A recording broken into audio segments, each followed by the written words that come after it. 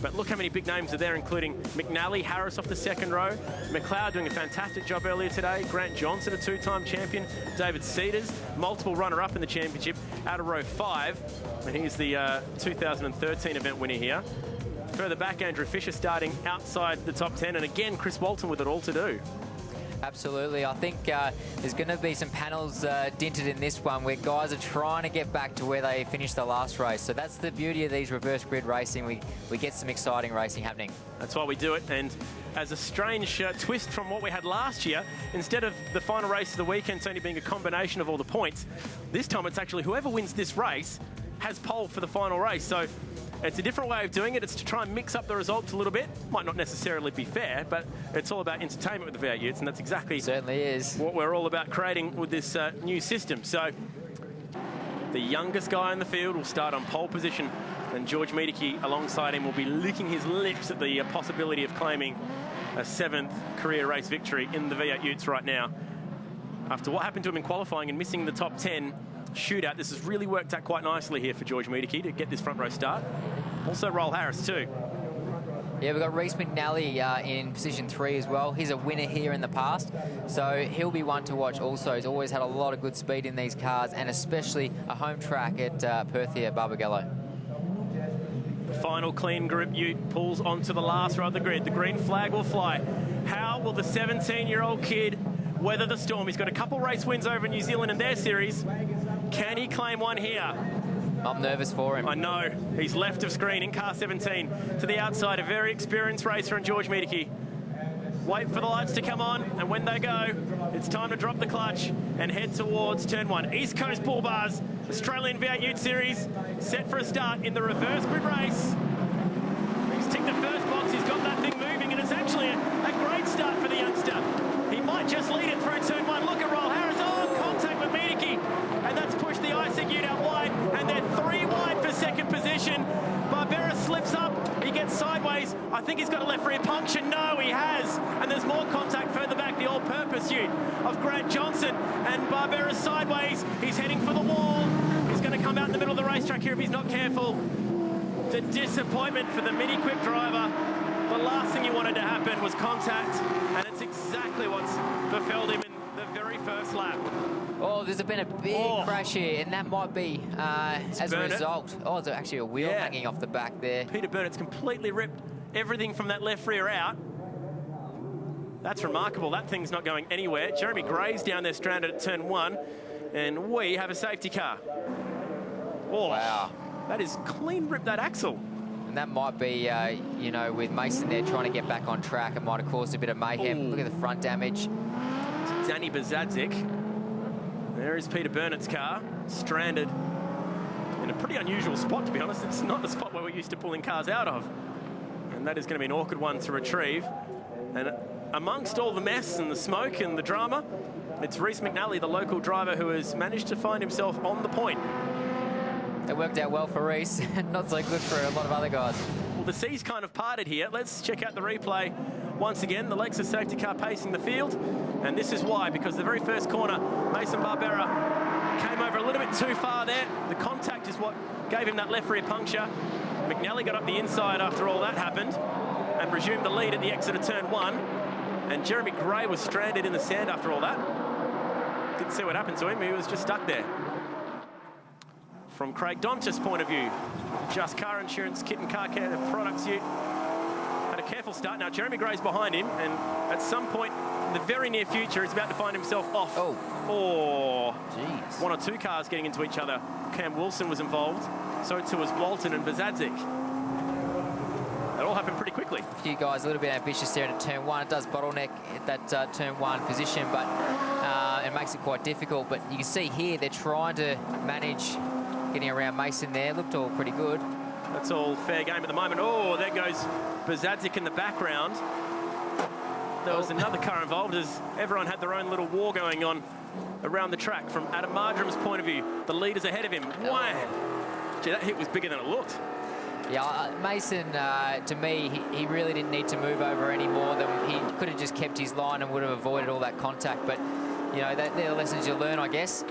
Unfortunately, he's wrecked his race and a couple other races as well. So first race we got away with not too much damage, but this race is it's turning out to be a bit of carnage. I'll tell you what, for a 17-year-old, this wasn't bad car control here.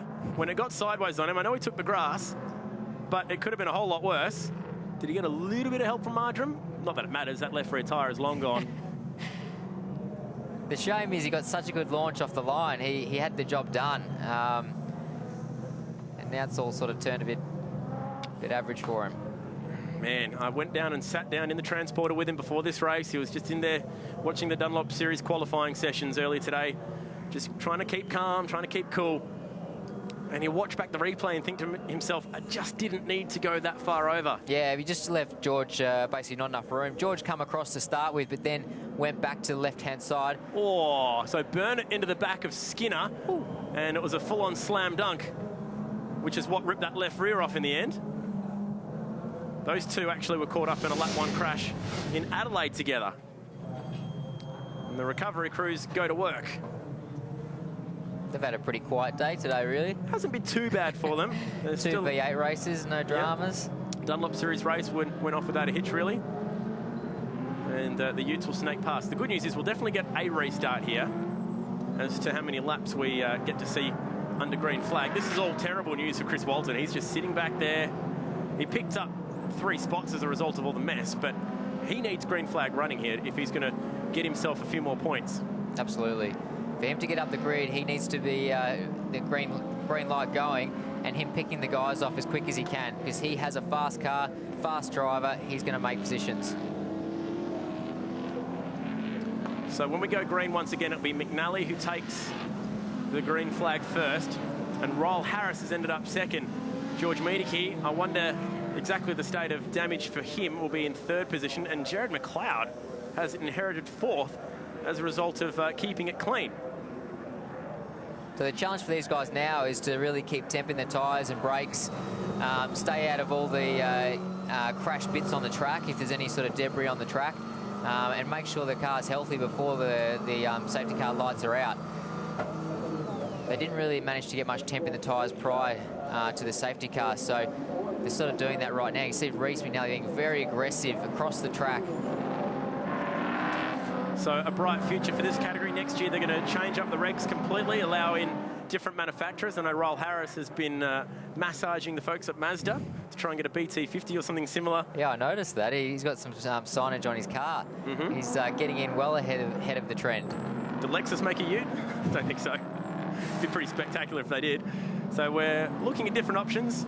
Looks like it's going to be an extra cab style ute, so a bit more similar to what your everyday tradie would buy these days. Not so much the old hot rods that were the Maloos, I guess you could call them, and the hotted up Fords. So it's a bit of a different style, but the ute is definitely Australia's sports car, I think it's fair to say. Yeah, these cars have been around for a little while now, so it's good for the category to liven it up and spice it up with a new car. Adds a bit of interest, and you know, some of these cars are probably getting a little bit old. They've been around for a while, so that's good for the category, I think. Have you considered a category like this leading up to the Enduros? Because with the GT program having a bit of a hiccup this year, you haven't had a whole lot of laps or race experience. Are you feeling race fit? I've had plenty of race experience, but not a lot this year. No, at this stage, probably not where I want to be, but going forward for the rest of the year, got some GT racing coming up, maybe some stuff over in New Zealand as well, a bit of GT stuff over there. And then I'll start doing some test days, and or a test day, and some of the Friday co-driver sessions with Super Cheap. So hopefully by the time Enduros come, I'll be ready to go. But a category like this actually requires a very different driving style. So it's something that I haven't considered in the past, but hey, driving's driving, racecraft, all those sort of things you can work on in any category that you're racing. So seat time is so important. Right, let's find out why the safety car is out here. We're going to ride on board with Andrew Fisher. It's the Jesus Racing ute. On board the roof cam looking backwards. And the first guy to get speared off amongst all of this was Jeremy Gray down into the sand. There was contact between Walton, Bazadzic, and the innocent victim out of all that was Jeremy Gray from Muswellbrook, and off he speared. And then this continued up and over the hill. You'll see Mason Barbera appear on your right-hand side, limping around in the grass. As Craig Don just went the long way around the outside. I tell you what, if he pulled that move off, he's done well. close, close, close. That was what the tapping was between these two. Wait for it. Is there contact? Oh, a little bit. And you can see all the dust kick up in the background from when the real drama began. Cam Wilson in there as well with a couple band-aids on his car. Another casual 20 grand thrown at that car to get it fixed after Adelaide, after that nasty turn 8 accident. He just can't stay out of the wars, that guy. And I don't think I've ever seen an accident that was genuinely his fault. He's just always in the wrong place at the right time. Adam Mardrum's view from the start was spectacular as Miedeke got up on 2 wheels and the approach towards turn 1. And just look at that, staying out of dramas was Jared McLeod, just casually picking up spots. Busy work for Mardrum. Yeah, he's got it all going on. He's trying to manage the guys pushing him from behind and also get around Mason as well. Looks like we're ready to go here. Shouldn't be too far away now. Restart for the East Coast Bull Bars V8 Ute Series. And these guys know that there's not much time to lose. And there's contact straight away as Fisher was sideways and across the grass. And everyone's queuing up down at turn 1. The multi-spares Ute is up the inside of Mardrum. That's Hansford having a very clean weekend so far. And Mardrum is going to be side by side with Hansford here. Up over the S's and through the curbs we go. Oh, Wilson aggressively defending his line on approach to turn 4 from Chris Walton. And at the front, out of all this, it's McNally with mirrors completely full of that very unusually painted car in Royal Harris. This is going to be a great battle. We've got 3 guns right at the front, and we've got some guys coming through the field also. So the elbows are out, everyone's being super aggressive, and they haven't been deterred by a safety car straight up. They're raring to go and get racing again. Erebus teammates will be side by side over the hill. That's Dontas and Jane in the background. Hansford has made that move stick now on Adam Mardrum, so that's a pretty good job from the man who was sitting in part of that opening race battle today for the lead. Grant Johnson's in there as well. What a great weekend he's having on return to the series. Was at one point the man with the most wins ever in this series until Royal Harris took that away from him in Adelaide. A 2-time champ, Grant Johnson, back on home turf this weekend as part of the Matt Stone racing crew. By the way, Matt Stone has all 3 of his cars inside the top 10 as we kick up some dust. Over that into turn 4 there, that curb on the inside, it's a pretty traditional spot for cars to launch over there, and you always get a nice photo at the end of the day with a car on 2 wheels. So I think most people just do it to get the photo. Oh, big lock up. Johnson tags the back of Hansford, who was also locking it up as well. Mardrum's going to go the long way around all of them here. There he is. And this is all queuing up nicely down at turn 7. Cedars is hanging on to the back of it with an ex-teammate outside him and Andrew Fisher. And they sort it out by the time they get to the bottom of the hill. They do. Cedars will hang on to that spot. So this is the fight for 5th onwards, and Mardrum, with a great bit of driving, has picked up a couple there by going the long way at Cole. And it's still on. Walton, he's up behind Cam Wilson. A little bit of contact there. He's getting in the hurry up, Wilson, because Walton is getting sick of looking at tailgates. He's used to being at the front. He won this event last year. He needs to get a wriggle on. It's all happening all the way up and down the field. Everyone's having a bit of a battle here. They're having a really good crack. At the front, though, Reece McNally in the lead, holding off Royal Harris. So Royal Harris is very aggressive, we know that, and he'll be looking for a way past Reece as soon as he can. And the time-certain finish clock has appeared on the timing boards here, so this race is going to be over in the not-too-distant future. So any moves that you want to make, this is the time to do it. 3 minutes 45 left, which for these guys could only be about 4 laps. Oh, that is tight, Tony, across the top of the hill. It's very, very close there. We had this sort of instance in the V8 Supercar race before with Courtney and Reynolds. Oh. They don't give each other any room. Oh, Fisher grabs the curb. Dondas gives him room. He'll get a curb hop for that. I imagine Dondas, he'll have an argument to say that if he didn't go wide, he would have been smacked on the right rear. Now, Walton's picked up at least Wilson here. Now he's got the Jesus Racing Ute ahead of him. Man, these guys are playing for keeps. Is that fuel coming out of the left rear of Andrew Fisher's car? I thought I saw fluid coming out of it. It's probably just smoke with a guard rubbing. Hard to say, hopefully not fuel. Got less than 3 minutes on the clock here, and all the engineers would be on the radio to these guys saying, look, this time-certain race, haven't got long to go, you need to get on with it. Oh, here we go, battle for the lead. The Stratco Ute runs wide. Was there contact between the two of them? There's a chance there, wasn't it, for the kid, Roll Harris, to take the race lead, but it went begging. There's either contact or he grabbed a front tyre down there into the bowl. Would have been very committed under brakes. So Reese is already braking at the maximum there, and Harris would have had to go that little bit deeper to try and get down the inside, and almost made it stick. These guys are racing very aggressively, considering this is only a half-points race, but it does set the grid for the final race tomorrow. So that's the reason for the aggression. That's why they're pushing so hard, and that's why they have to make every move count. And Walton's got a lot of speed here, and that is what he's doing with all that speed. He's getting aggressive. Just giving a little tap there, let him know he's there. Ooh. But it's not the spot to do it there. Still got that smoke hanging out the back, and I'm not sure if that is a tyre rubbing or what. Ooh. But it looks like it's getting worse. Oh, look at Walton slipping there. I wonder if maybe it's oil then. Walton runs wide and had lost a lot of momentum, and as a result he's having to drive defensively. There's Grant Johnson now moving up a spot as he passes Adam Marjoram. The former champ is on a charge, but Marjoram gets the run out of 6. Johnson wants to squeeze him, but he knows Marjoram's too far up there. He'll take 5th position back. There's Miedeke now going defensive with McLeod potentially up the inside and making that move for 3rd stick. Wow, they are fighting all through the pack. They're all leaning on each other at the exit of 7, bouncing over the curbs. This is great stuff. They just launched into each other. Fair bump play on. I reckon there, Johnson's got a problem. Locked a tyre very badly into turn 1. No one's going to have any tyres left for tomorrow at this rate. The way these guys are running. Oh, yeah. Johnson's got huge problems. He washed off a lot of speed, and Marjoram's up the inside at 4. Just throws it in there, and Johnson's off. Yep. So as a result of all the push and shove, he's picked up an injury, so to speak. And that's disappointing because he was having a ripper weekend. But 30 seconds on the clock, so they might make it round for another lap, or they might finish it on this one. I'm not too sure. Oh, look at Fisher's car now. The smoke is getting really bad. Yep.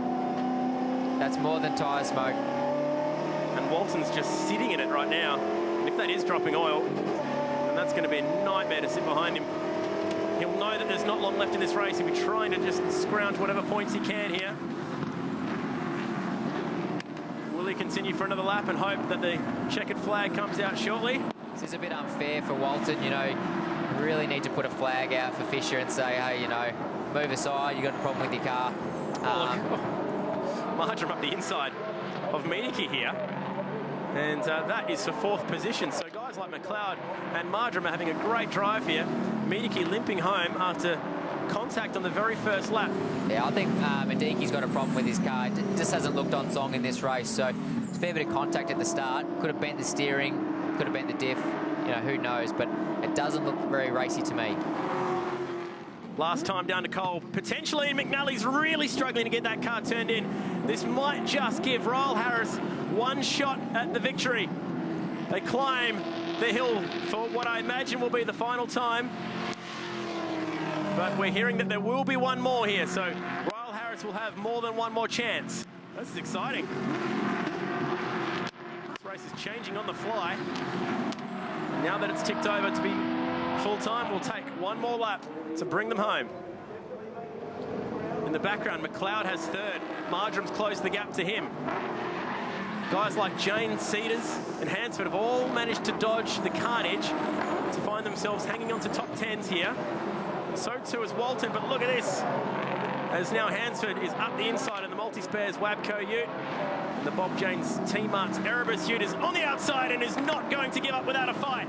Contact between the two. They somehow managed to make it through turns 2 and 3, pointing with their forward bumpers forward still. Good racing the whole way through the pack today.